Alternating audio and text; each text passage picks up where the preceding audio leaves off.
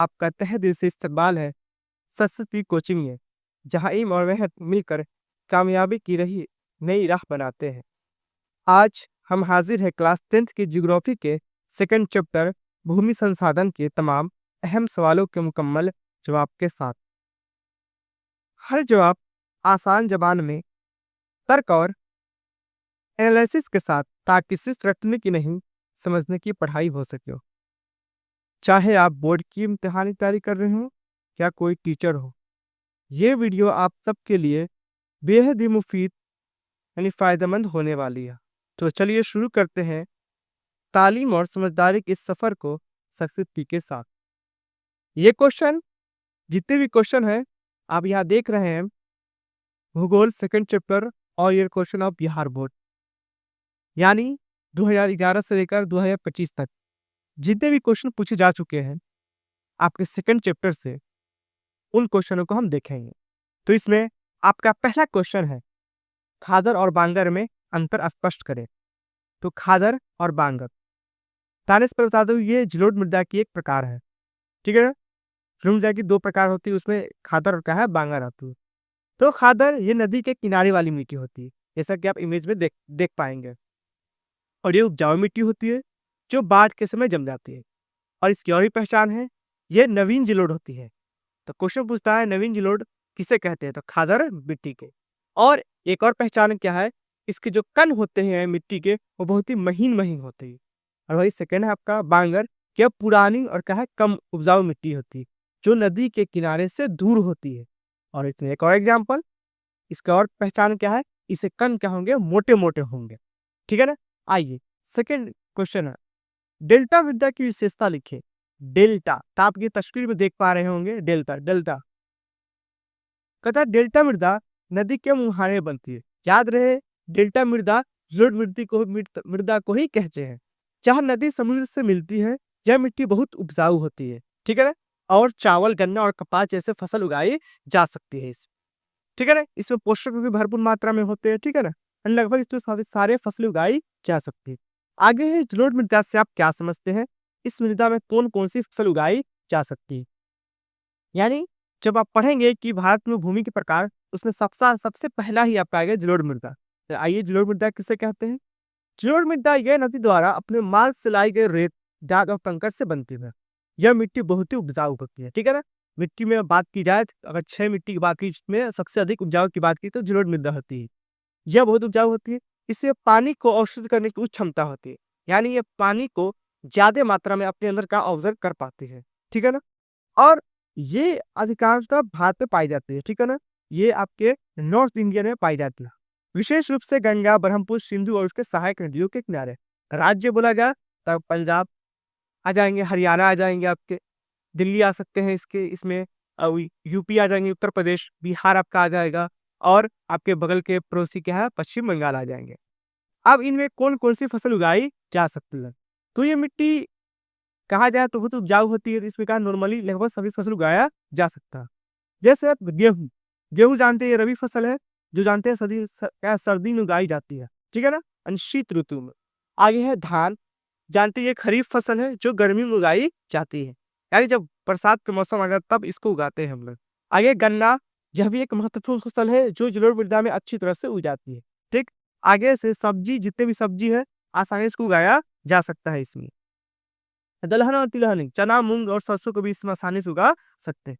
आइए देखते हैं भारत में किन किन भागों में नदी डेल्टा का विकास हुआ। नदी डेल्टा कैसा होगा, आप चित्र में इसको देख पा रहे होंगे। पता है, भारत में नदी डेल्टा का विकास मुख्यतः गंगा, ब्रह्मपुत्र, गोदावरी, कृष्ण और महानदी के मुहाने पर हुई।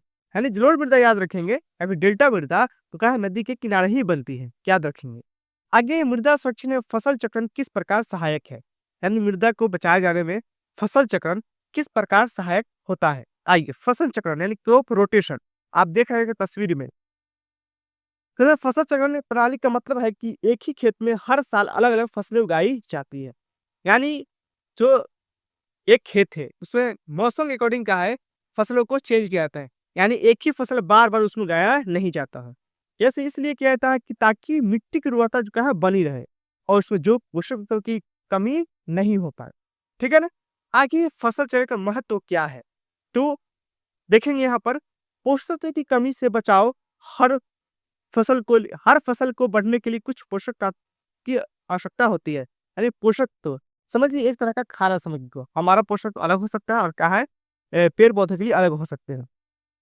जबकि हम एक ही फसल को बार-बार ज़मीन में उगाते हैं, तो मिट्टी उन खास तत्वों की कमी हो जाती है। ठीक है ना? यानी जो पोषक तत्व चाहिए वो क्या है कमी हो जाएगी।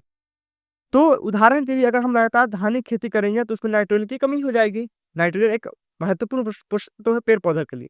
तो ज़रूरी क्या है आगे क्या करेंगे? कहता है मिट्टी की उर्वरता बनाए रखेंगे। कैसे? फसल चक्रण करके जैसे धान की 2 फसलों के बीच में दलहनी फसल यानी मटर, चना, उड़द की फसल लगाएँगे। अब इससे फ़ायदा क्या होगा? देखेंगे तस्वीर में। दलहनी पौधे की जड़ों में छोटे-छोटे गाँठ होते हैं, जिनमें राइज़ोबियम नामक जीवाणु पाए जाते हैं, यानी बैक्टीरिया होते हैं। और बैक्टीरिया करता क्या है? यह बैक्टीरिया वायुमंडल से नाइट्रोजन को लेकर उसको नाइट्रेट के रूप में जमा देते हैं। इससे क्या होता है? मिट्टी में नाइट्रोजन की मात्रा बढ़ जाती है और जिससे मिट्टी आपकी उपजाऊ हो जाती है। इसके अलावा फिर आगे क्वेश्चन हम देखते हैं। ये क्वेश्चन देखिए आपके बिहार बोर्ड 2025 में पूछे गए थे, सेकंड चैप्टर से। तो इसमें पहला क्वेश्चन है मृदा संरक्षण हेतु 2 उपाय बताइए। यानी किन-किन तरीकों से आप मिट्टी को क्षरण होने से बचा सकते हैं।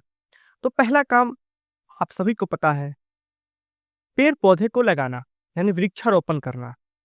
पेड़ पौधे क्या करते हैं? मिट्टी को बांध कर रखते हैं और कटाव को रोकते हैं, जैसा कि आप इमेज पे देख पाएंगे। आगे है समुच्च कृषि यानी समुच्च खेती यानी काउंटर फार्मिंग। देखिए इमेज में कैसे होती है।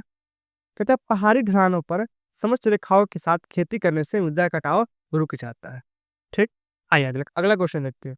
भूमि निम्नीकरण की समस्या के निदान हेतु 2 उपाय बताइए। यानी जैसे समझेंगे कि भूमि में निम्नीकरण का मतलब क्या है। 2 तरह से समझ सकते हैं। एक समझिए कि पोषक तत्व की कमी हो जाती है, या फिर एक ऐसा समझे कि पहले खेती में ज़्यादा उत्पादन आता था, यानी 100 केजी अब आ रहा है 50 केजी, 30 केजी, 25 केजी। तो ये क्या है? भूमि निम्नीकरण। यानी भूमि क्या है, जो इसकी पोटेंशियल क्या है, जो क्षमता है उससे क्या है कम उत्पादन दे। ठीक, वही क्या है भूमि निम्नीकरण। जैविक खाद का उपयोग करेंगे। ठीक है ना? रासायनिक खादों की जगह गोबर, कंपोस्ट आदि जैविक खाद से मिट्टी की उर्वरता बनी रहेगी। ठीक है ना? आरी सिंचाई का सही तरीका करेंगे। ठीक है ना? यानी अधिक पानी देने से भूमि जलभराव या लवणीय हो सकती है, इसलिए ड्रिप सिंचाई जैसी विधियों का प्रयोग करेंगे, यानी स्प्रिंकलर से सिंचाई करेंगे ताकि अधिक मात्रा में पानी वेस्ट ना हो। पानी वेस्ट होने से बचेगा और क्या है मिट्टी लवणीय भी नहीं होगी। आगे समुच्च कृषि से क्या अभिप्राय है? ये क्वेश्चन इस बार पूछा हुआ है। तो समुच्च कृषि वह विधि है जिसमें खेती पहाड़ी की ढलान पर समोच्च रेखाओं यानी समान ऊंचाई की रेखाओं के साथ की जाती है। इससे वर्षा का पानी धीरे-धीरे बहता है और मिट्टी कटाव नहीं होता। ठीक है ना? तो आगे देखें तो ये क्वेश्चन यहाँ पर समुच्च कृषि क्या था? मृदा संरक्षण के लिए फायदेमंद होता है। और यहाँ समुच्च कृषि क्या है? यानी इससे क्वेश्चन को बार-बार इसी टॉपिक से पूछा जा रहा है। आई होप ये वीडियो आपको अच्छी लगी होगी, तो आप इसे ज़रूर शेयर करेंगे और कोशिश करेंगे इसको नोट करके इसको बार-बार पढ़ा जाए। याद रटने से कुछ होने वाला नहीं है, आप इसको बार-बार पढ़ेंगे, इसके जितने भी की वर्ड है वो आपको याद हो जाएँगे, तो आपको रटने की आवश्यकता नहीं पड़ेगी। ठीक है? तो मिलते हैं अगले चैप्टर में, तब तक इसको आप देखिए।